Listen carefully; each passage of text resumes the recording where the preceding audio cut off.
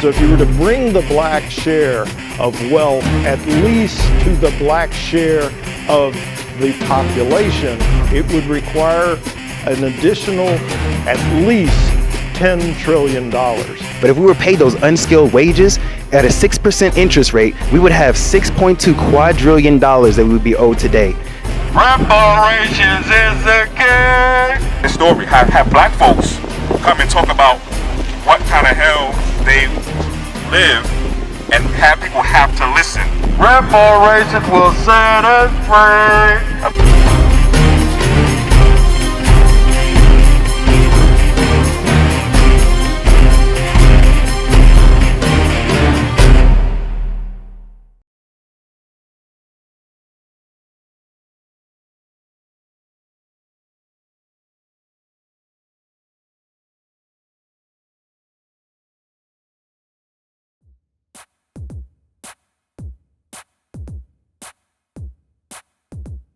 This is in the news. South Africa's President Cyril Ramaphosa had to leave a May Day rally after workers stormed the stage where he was speaking.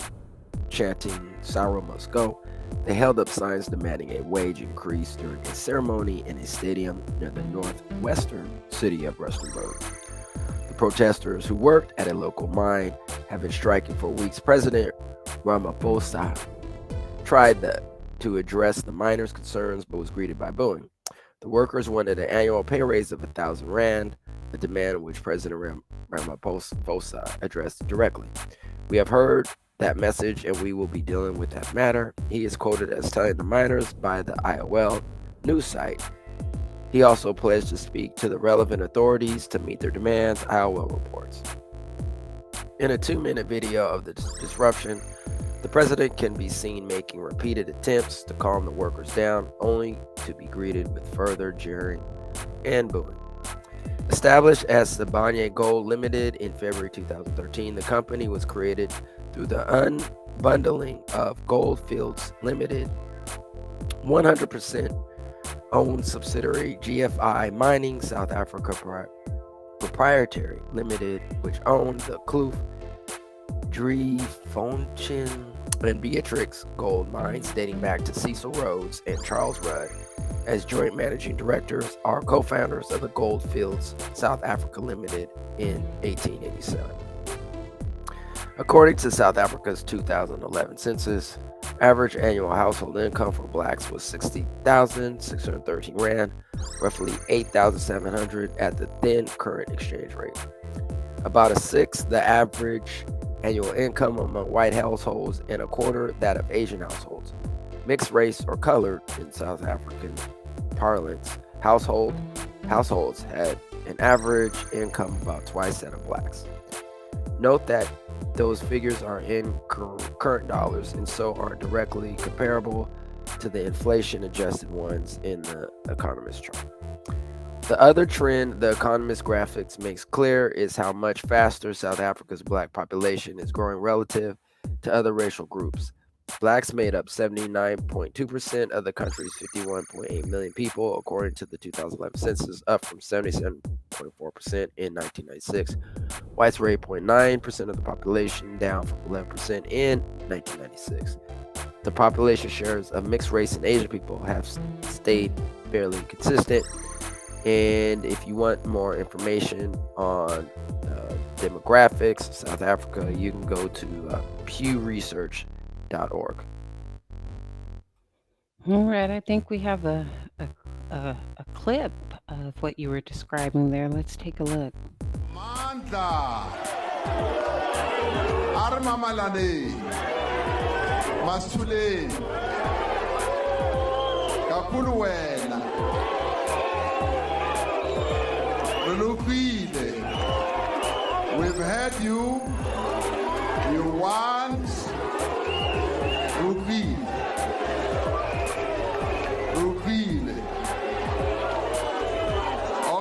Okay. Relupile. Sinville. Okay.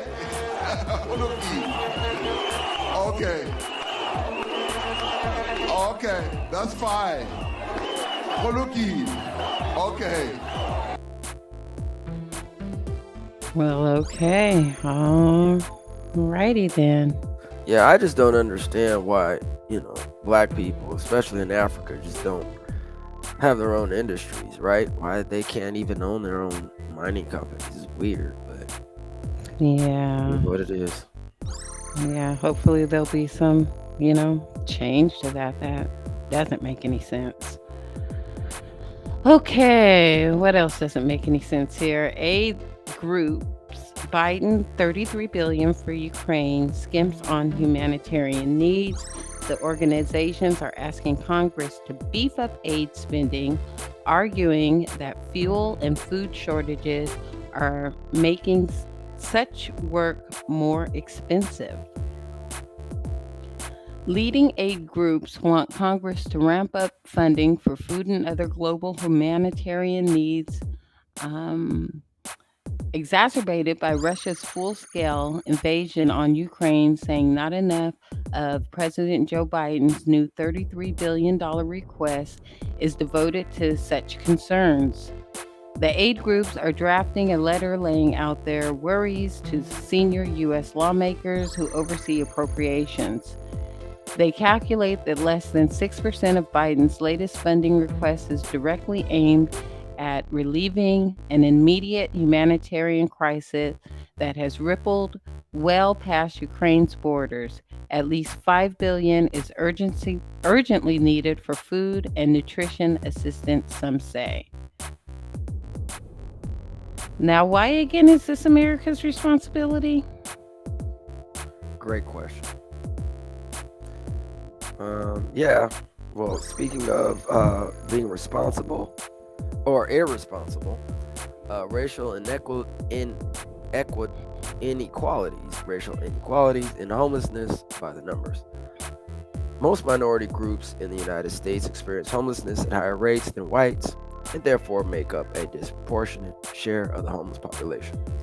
African Americans make up 13% of the general population, but more than 40% of the homeless population. Most minority groups make up a larger share of the homeless population than they do of general population. For more information, go to endhomelessness.org. Okay, so that is something they are responsible for, the American citizens, but nothing is being done. I mean, no appropriation numbers attached to that. Where's the $33 billion in relief for our own people? Yep. Speaking of, California's budget surplus has exploded to $68 billion. And this is April 29th, 2022. Nancy Skinner, representing Senate District 9, has a blurb up on her site. Atop the spending list is a proposal to send $8 billion in payments to taxpayers and move that Senate President Pro Tem Tony Axon of San Diego and Senate Budget Chair Nancy Skinner of Berkeley pitched as a way to combat rising costs of energy and consumer goods. The plan would also include rebates to small businesses and nonprofits to help repay federal unemployment debt, along with grants that could be used to offset new costs from the state supplemental COVID-19 sick leave program. The rebate proposal is reminiscent of the Golden State stimulus checks that the state mailed out last year. Meanwhile, Governor Gavin Newsom has proposed an $11 billion relief package to offset rising gas prices. The governor is expected to reveal an updated state spending plan next month. And then if you go to the article, which we've included a link in the slide here, you can click to a full budget report put out by Politico. And we'll also put that link to the full report from Politico in the information for this video. So what do you think of that? $68 billion budget could provide a lot of relief. Yeah, that's great. Let's see how, the government spends it. Yeah, let's see how it all works out. Yeah, when we get that, Freedmen's Bureau going, we can definitely get that distributed to our community. Renewable electricity power California just shy of 100% for the first time in history. Renewable electricity met just shy of 100% of California's demand for the first time on Saturday, officials said, much of it from large amounts of solar power produced along Interstate 10, an hour east of the Coachella Valley. While partygoers celebrated in the blazing sunshine at the Stagecoach Music Festival at 2:50 p.m., we reached 99.87% of load served by all renewables, which broke the previous record, said Ana Gonzalez, spokeswoman for California Independent System Operator, a nonprofit that oversees the state's bulk electric power system and transmission lines. Solar power provided 2/3 of the amount needed. Environmentalists who pushed for years for all of California's power to come from renewables were jubilant as they watched the tracker edge to 100% and slightly beyond. I guess that's encouraging. Apple employees say returning to the office will make company younger, whiter, and more male-dominated. The company began rolling out its hybrid working plan last month. Some Apple employees are pushing back against the company's plan to have employees come back to the office, saying such policies will make the tech giant younger, whiter, and more male-dominated.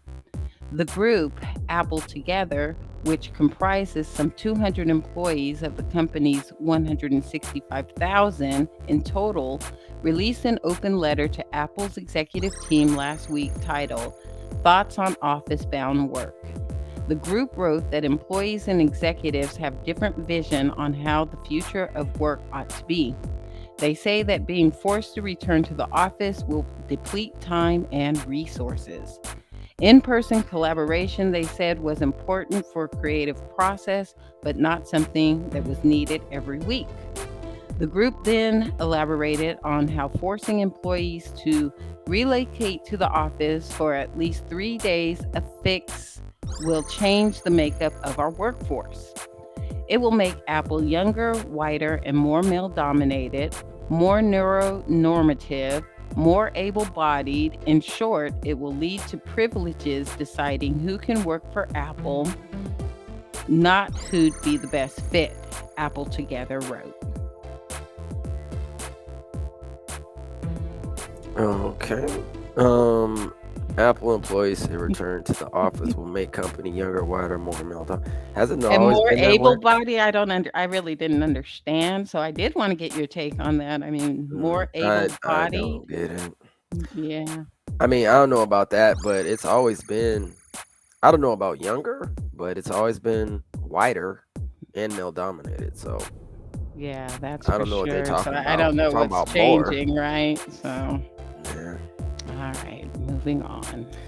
Next, these black candidates are aiming to make black history in 2022 midterms elections. In the Lone Star State, civil rights attorney Lee Merritt is banking on a win for Texas Attorney General when all the votes are counted this November. Cherie Beasley of North Carolina is stumping for votes, hopeful to become the black woman in the United States Senate from the now purple state of North Carolina. If successful, it would not only bring black women representation back to the Senate, but would be the first black woman elected to the chamber in the state's history. Another election candidate vying to make history this election cycle is U.S. Congressman Anthony Brown, who is hoping to leave his Maryland congressional seat to make a much bigger impact in the lives of Marylanders. As the state's attorney general, there has never been an African American elected to that office. Meanwhile, another midterm election that stands to make history in the United States race in Pennsylvania, Malcolm Kenyatta, 31, is vying to be elected as the nation's first openly gay black United States senator. Two notable mentions not named in the article are Greg Marcel Dixon officially filed his candidacy to represent South Carolina's 6th congressional district as of March 16, 2022, after first announcing his run the summer of 2021, and Tamara Johnson Shealy of the Democratic Party, is running for election to the U.S. Senate to represent Georgia. And I think that's against Warnock, right? Down in Georgia. I believe so, yeah. So definitely the two that were left out of the article, we're well aware of them in the grassroots. The others that you mentioned, we're going to need to check their paperwork. Mm-hmm.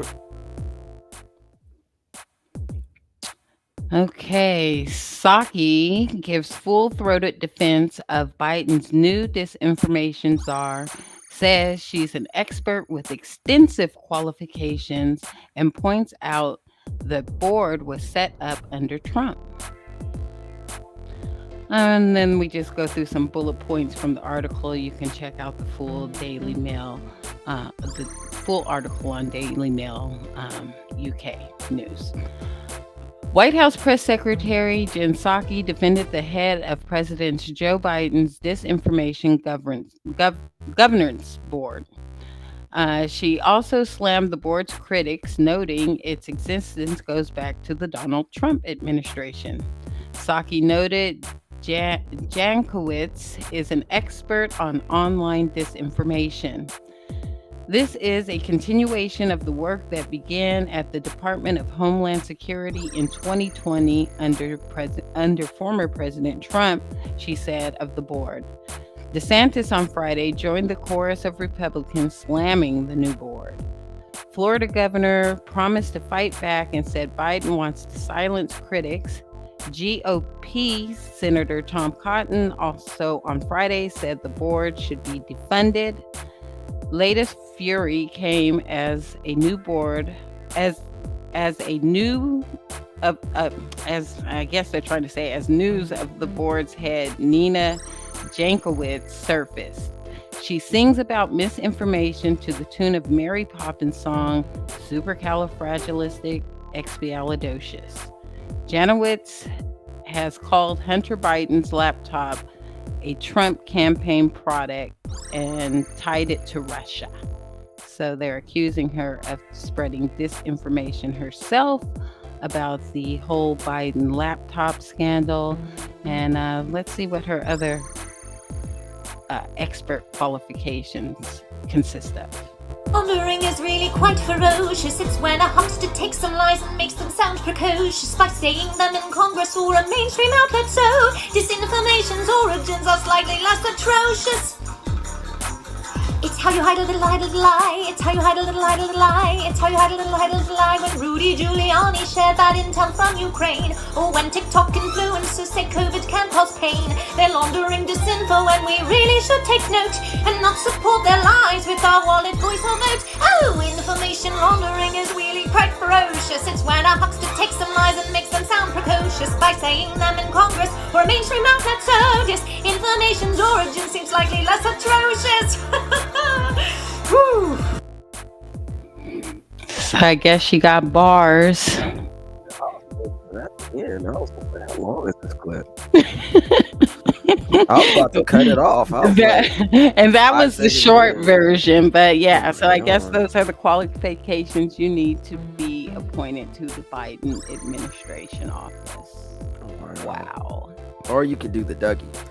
All right, you can now ask Google to take your personal data out of its search results. Google is offering a new tool to anyone who doesn't want their phone number, email, or street address and other personal information to be found online. People ask for their contact details to be stripped from search results. The availability of personal contact information online can be jarring, said Michelle Chang, Google's global policy lead for search, as she recently announced the change. She noted that the data could result in unwanted direct contact or even physical harm. The new policy sharply lowers Google's bar for removing data from search results, while it previously offered to scrub personal and financial information in cases of a real or potential threat, such as doxing or identity theft. The company says people can now ask for their information to be removed even if there's no clear risk. You can fill out a form to take your contact info out of search results. Anyone wanting to submit a removal request can use a special online form that walks users through the process. It asks for things like the URL of any web page displaying your personal data, along with the search terms and URL of the Google search you use to find those pages. It also recommends including screenshots. That sounds like a good idea. Yep. Biden pardoned Chicagoan Abraham Bolden, first black Secret Service agent on White House detail. Bolden has steadfastly maintained his innocence, arguing that he was targeted for prosecution and retaliation for exposing unprofessional and racist behavior within the U.S. Secret Service, the White House said. President Joe Biden on Tuesday pardoned Abraham Bolden, the Chicago man who was the first black Secret Service agent to serve on a White House detail, who maintained charges against him that led to prison time were trumped up. Bolden has steadfastly maintained his innocence, arguing that he was targeted for prosecution and retaliation for exposing unprofessional and racist behavior within the U.S. Secret Service, the White House said in announcing Biden's clemency actions. Biden paroled 3 people, including Bolden, and commuted the sentences of 75 other people serving long sentences for nonviolent drug offenses who, under current guidelines, would be serving less time. Bolden has steadfastly maintained his innocence, arguing that he was targeted for persecution and retaliation, for exposing unprofessional and racist behavior. Biden pardoned 3 people. I think we said this same time, but 3 people, and commuted 75 sentences for people who were serving long time for non-violent drug offenses. So this man has been in jail longer than I've been alive. Why didn't Obama pardon him, is what I wonder. That's a great question. Yeah, he shouldn't have been in jail in the first place. Supreme Court has voted to overturn abortion rights, draft opinion shows. The Supreme Court has voted to strike down the landmark Roe v. Wade decision, according to an initial draft majority opinion written by Justice Samuel Alito, circulated inside the court and obtained by Politico. The draft opinion is a full-throated, unflinching repudiation of the 1973 decision, which guaranteed federal constitutional protections of abortion rights, and a subsequent 1992 decision, Planned Parenthood versus Casey, that largely maintained the right. Roe was egregiously wrong from the start, Alito writes. We hold that Roe and Casey must be overruled. He writes in the document labeled as the opinion of the court, it is time to heed the Constitution and return the issue of abortion to the people's elected representatives. Deliberations on controversial cases have in the past been fluid. Justices can and sometimes do change their votes as draft opinions circulate, and major decisions can be subject to multiple drafts and vote trading, sometimes until just days before a decision is unveiled. The court's holding will not be final until it is published, likely in the next 2 months. The immediate impact of the ruling, as drafted in February, would be to end a half-century guarantee of federal constitutional protection of abortion rights and allow each state to decide whether to restrict or ban abortion. It's unclear if there have been subsequent changes to the draft. No draft decision in the modern history of the court has been disclosed publicly while a case was still pending. The unprecedented revelation is bound to intensify the debate over what was already the most controversial case on the docket this term.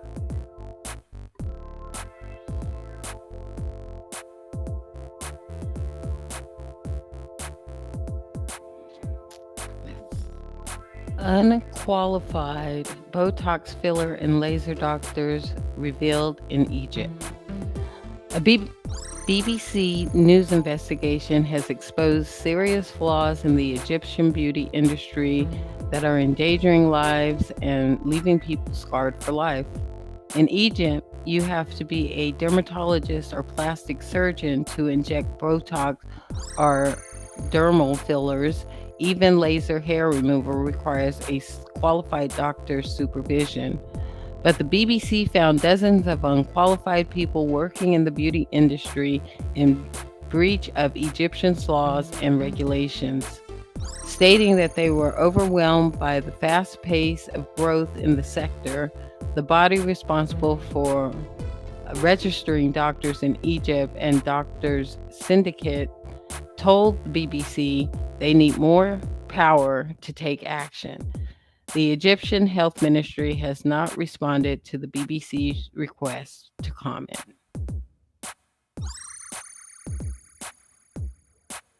So no more power is what they need. It's always more power. Researchers will examine one of the last known ships to illegally bring Africans to the U.S. The Clotilda sank in 1860. Researchers will examine the remains of the Clotilda ship, one of the last known slave ships to transport kidnapped Africans to the U.S., according to CBS News. The ship came from West Africa in 1860, even though the international slave trade was banned by Congress in 1808. The voyage was funded by Timothy Mayer, a wealthy Alabama businessman whose descendants still own land in Mobile, Alabama. After the ship dropped off 110 captive Africans in Alabama, federal authorities reportedly burned the ship and set it adrift. The Clotilda sank in the Mobile River and was not found until 2019. A majority of the ship remains intact at the bottom of the river, CBS News reports. In 1860, the overwhelming majority of enslaved people were born in the United States. The 110 Africans who survived the Clotilda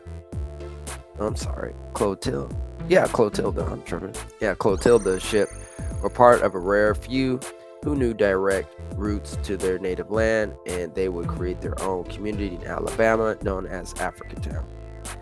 I could be wrong, but I think the brother in that book, and I can't remember the name off the top of my head. I know it was called The Last Human Cargo. Kosola, I think was the brother's name, and then his slave master then called him Cujo, something like that. I can't remember the ancestor's name who wrote it off the top of my head. But anyway, I think he may have been on that boat. I could be wrong. It may have been another boat, but yeah, it's crazy. It's amazing some of the comments, if we want to move that next slide, that were. Yeah, let's take a look at what comments people have to say about it. So, were you familiar with this Africatown enclave that they mentioned in the article? Actually, no. That was. I'm glad that they did mention that. I mean, there's a lot of information that we're still digging up, in terms of history. So yeah, I'm glad that they mentioned that, so we can do more research on it. All right. Well, there's some comments to the article. Let's see. Why don't they study the slave ships still bringing Africans to America via Brazil? Or get insights into slavery by studying the current slave trading markets in Libya created by Hillary and the Obama overthrow of the country with the highest standard of living in Africa. Here's another comment. Did everyone in the America sleep through U.S. history class but me? Don't be ashamed of our shared historical experience. The facts are what they are. Rest in peace, ancestors. Ashe. And another comment. You racist people keep trying, and someday you just might stir up the race war you want so bad, and then you will have something to complain about. Whatever.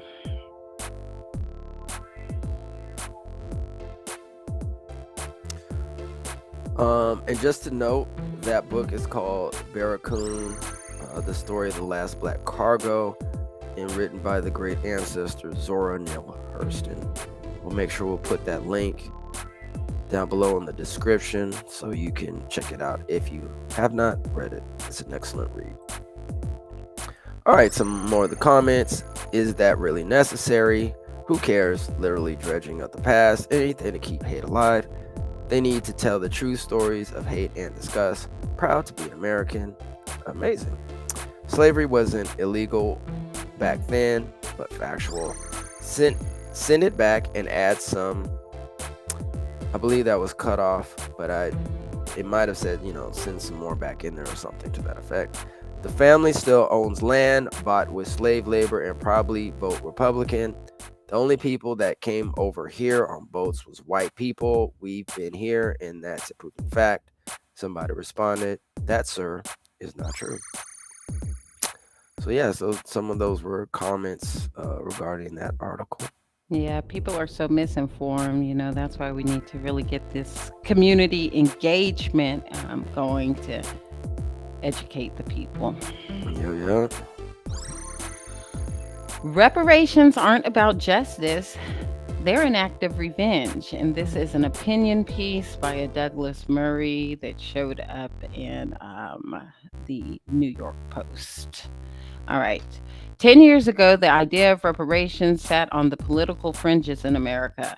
The question of whether or not compensation should once have been paid to former slaves has died out. Not least because by the start of the 21st century, no one in America had actually suffered from slavery. The country was a century and a half away from the bloody Civil War it had fought over the issue. But there's a tendency in our own age which does not allow wounds to mend or heal. Indeed, there is a movement that locates long-healed wounds in order to rip them open again, and then complain about the hurt caused to themselves. The people who push for reparations in America today claim to be doing so in the name of racial harmony. In fact, it's hard to imagine anything more likely to put a bomb under race relations in this country. It has become just another tool of vengeance in the fevered anti-Western, anti-American spirit of our age. Again, that is an opinion, and what they say, everyone has them. But yeah, so if you want to go to the New York Post and read this article for yourself in full, it really does not go over any of the healing. What was the healing that he mentions? I'm not sure. Yeah, I don't even know what to say about this. As you're mentioning, everybody has their own opinion, but when you look at the data, it says otherwise. So good for that dude. All right, on to more factual and positive information and story. Jessica Watkins makes history as first Black woman launched to space station for extended mission. Jessica Watkins made history on Wednesday by becoming the first Black woman launched into space for an extended mission on the International Space Station.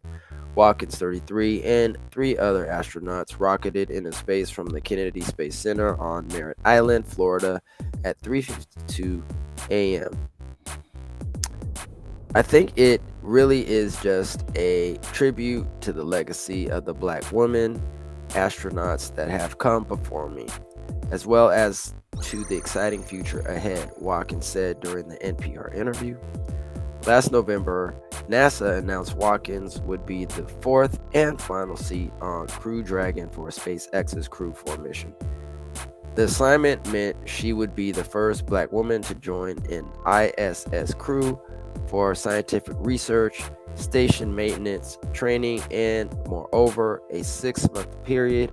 Previously, Victor Glover, part of SpaceX's Crew 2 mission that launched in November 2020, became the first Black astronaut to join a station.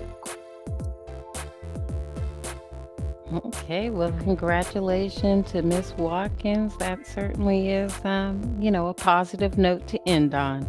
And that's in the news.